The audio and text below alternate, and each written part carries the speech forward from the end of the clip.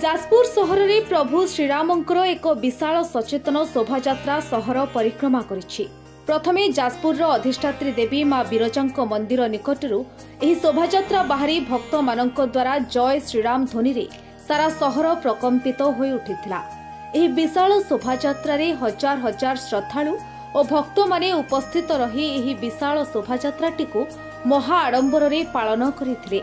एही विशाल श्रीराम सचेतन शोभायात्रा सहरर कुआसरपुर, जोड़ीकुओ छक, गरियापुर, मेडिकल छक, गांधी छक, हावेली बजार, मार्केट छक, बड़ बजार, सदाव्रत मठ देई सहर परिक्रमा करने सहित शेष में देवीगड़ा घाटरे शोभायात्रा पहुंची कार्यक्रम समाप्त होगा सहित भक्त माने सेठारे प्रसाद सेवन करथिले।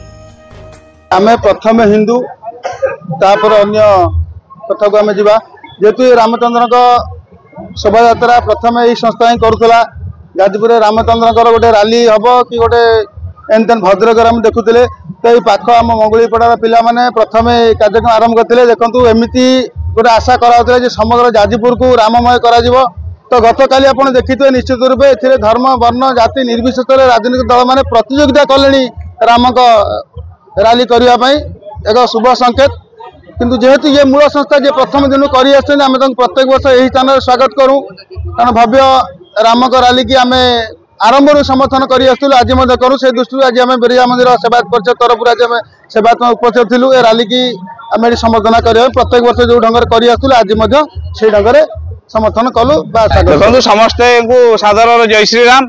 आज जाजपुर सर्वपुरातन श्रीराम सचेतनता शोभायात्रा 2018 मसीह जो आरंभ करा जाइथिला जो लक्ष्य उद्देश्य नहीं समग्र जाजपुर युव मानस भितर राम को जो जागरण करवा और राम प्रेम रे सारा जाजपुर को एकत्रित करवा ताहा आज सफल होईची।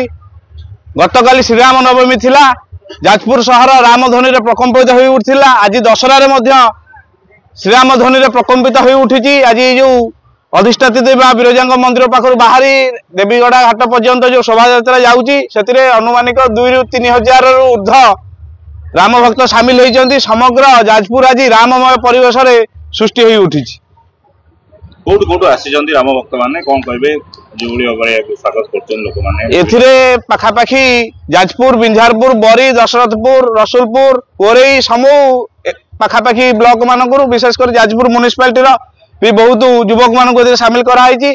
आम मान जो लक्ष्य उद्देश्य थिला युव मान भीतर राम प्रेम जागरण करवा आज सफल होईची। जाजपुर विद्याधर बेहरा रिपोर्ट साधना लाइव।